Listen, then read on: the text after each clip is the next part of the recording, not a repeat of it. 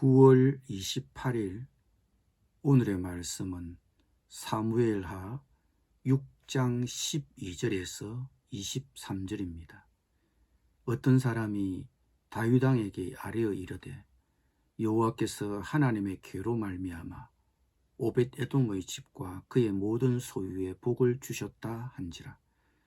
다윗이 가서 하나님의 궤를 기쁨으로 메고 오벳에돔의 집에서 다윗 성으로 올라갈새 여호와의 궤를 맨 사람들이 6걸음을 가며 다윗이 소와 살찐 송아지로 제사를 드리고 다윗이 여호와 앞에서 힘을 다하여 춤을 추는데 그때 다윗이 배에 에봇을 입었더라. 다윗과 온 이스라엘 족속이 즐거이 한호하며 나팔을 불고 여호와의 궤를 메어오니라. 여호와의 궤가 다윗 성으로 들어올 때에 사울의 딸 미갈이 창으로 내다보다가 다윗 왕이 여호와 앞에서 뛰놀며 춤추는 것을 보고 심중에 그를 업신여기니라. 여호와의 궤를 메고 들어가서 다윗이 그것을 위하여 친 장막 가운데 그 준비한 자리에 그것을 두매 다윗이 번제와 화목제를 여호와 앞에 드리니라. 다윗이 번제와 화목제 드리기를 마치고 만군의 여호와의 이름으로 백성에게 축복하고 모든 백성 곧 온 이스라엘 무리에게 남녀를 막론하고 떡 한 개와 고기 한 조각과 금포도 떡 한 덩이씩 나누어 주매 모든 백성이 각기 집으로 돌아가니라. 다윗이 자기의 가족에게 축복하려 돌아오매 사울의 딸 미갈이 나와서 다윗을 맞으며 이르되 이스라엘 왕이 오늘 어떻게 영화로우신지 이스라엘 왕이 오늘 어떻게 영화로우신지 방탕한 자가 염치 없이 자기의 몸을 드러내는 것처럼 오늘 그의 신복의 계집종의 눈앞에서 몸을 드러내셨도다 하니 다윗이 미갈에게 이르되 이는 여호와 앞에서 한 것이니라. 그가 내 아버지와 그의 온 집을 버리시고 나를 택하사 나를 여호와의 백성 이스라엘의 주권자로 삼으셨으니 내가 여호와 앞에서 뛰놀리라. 내가 이보다 더 낮아져서 스스로 천하게 보일지라도 내가 말한 바 계집종에게는 내가 높임을 받으리라 한지라. 그러므로 사울의 딸 미갈이 죽는 날까지 그에게 자식이 없으니라. 아멘.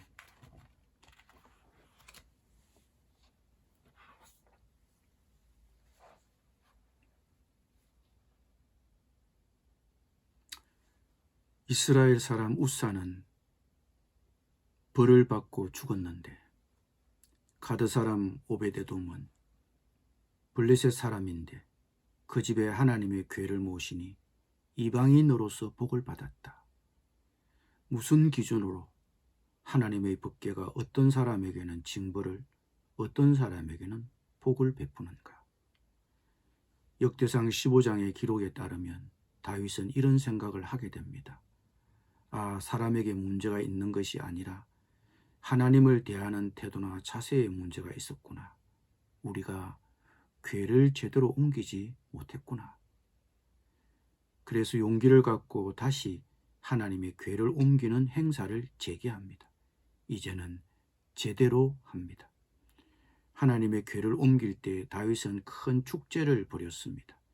그런데 우리는 이 축제의 자리에서 이 축제를 대하는 대조적인 두 사람을 발견할 수 있습니다.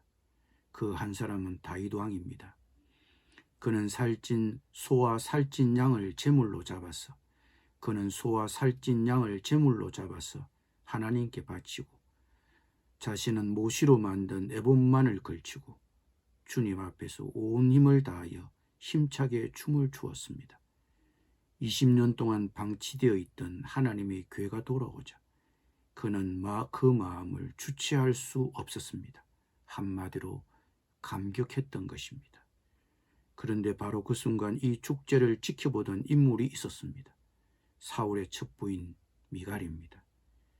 미갈은 축제가 끝날 무렵 다윗이 자기 가족에게 복을 빌어주려고 오자 다윗에게 핀잔을 주었습니다.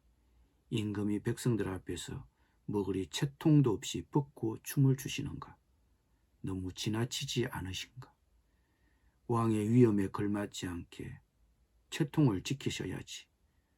옷이 내려가는 줄도 모르시고 춤을 추시는가? 한마디로 그것은 비난이고 조롱이었습니다. 뭐 그렇게까지 할 것 있느냐? 요란하지 않느냐? 그런 얘기였습니다. 그럼 미갈이 왜 이렇게 반응했을까요? 그녀는 다윗의 감동에 전혀 공감할 수 없었기 때문입니다. 왜 다윗이 이토록 자신을 주체할 수 없을 정도로 환희와 흥분에 빠져 있는지 그녀는 이해할 수 없었던 것입니다. 하나님의 궤는 하나님의 임재의 상징입니다. 그러므로 하나님의 궤 앞에 보인 다윗과 미갈의 반응은 하나님께 드리는 예배의 자세와 다를 바 없습니다. 오늘 다윗과 미갈의 이야기는 예배가 무엇인지에 대한 명확한 정의는 내려주지 않지만 예배의 본질과 위험에 대해 우리의 생각을 정리할 수 있게끔 도와줍니다. 하나님의 궤를 대하는 다윗과 미갈의 태도는 예배를 드릴 때 우리가 어떻게 적절히 반응해야 하는지에 대해서 우리에게 교훈을 주고 있습니다. 다윗은 예배를 인도하면서 예배를 드리고 있습니다. 예배라는 단어가 직접 나타나진 않지만 춤추다라는 단어가 반복되고 있습니다. 이 춤이 예배를 암시하는 은유입니다. 다윗은 춤을 추며 거룩하신 하나님께 반응합니다. 그리고 우리를 그 춤으로 끌어들이고 있습니다. 다윗은 염치 없이 옷이 내려가는 줄도 모르고 온 힘을 다하여 춤을 추었습니다. 때로 우리는 이런 예배자를 잘 이해하지 못합니다. 그래서 마치 미갈처럼 조소하고 경멸합니다. 그러다 보니 그녀는 예배 드려야 될 상황에 있으면서도 예배를 드리지 않았습니다. 예배를 드리지 않고 비판적으로 예배자를 관찰했습니다. 그녀는 겉으로 드러난 동정말 가지고 예배자를 비판했습니다. 그러니 다윗의 신앙 행위가 채통 없는 모습으로 비춰진 것입니다.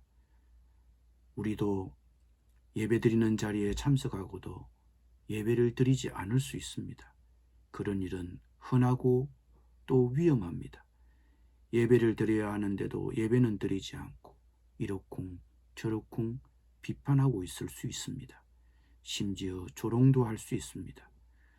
우리가 살아계신 하나님께 예배드려야 할 자리에서 예배를 드리지 않고 예배를 비판적으로 관찰만 한다면 어떤 결과가 있겠습니까?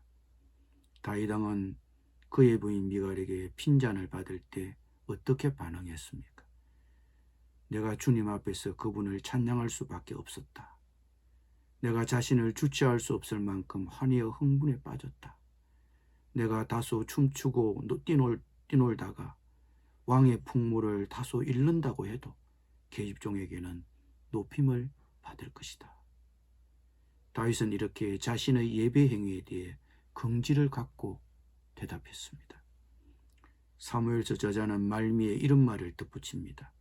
이런 일 때문에 사울의 딸 미갈은 죽는 날까지 자식을 낳지 못했다. 하나님의 임재 앞에서 불쩍불쩍 뛰놀고 춤춘 자신을 두고 조롱하고 비판한 아내와 다윗은 더 이상 잠자리를 같이 하지 않았을 것이라고 봅니다. 그래서 왕자나 공주를 출산할 기회를 주지 않았을 것입니다. 그러므로 사울의 딸 미갈이 죽는 날까지 자식을 갖지 못한 것입니다. 결국 그게 하나님의 징벌입니다.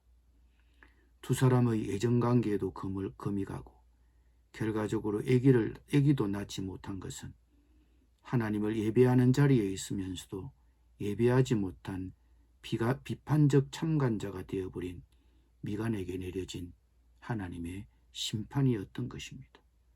요즘 우리가 드리는 예배는 어떻습니까?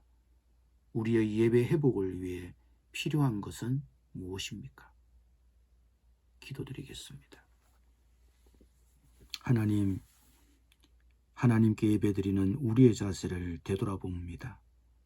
하나님을 예배하는 자리에 있으면서도 예배하지 못하는 비판적 참관자가 되지 않도록 우리의 예배를 회복시켜 주옵소서. 예수님의 이름으로 기도드립니다.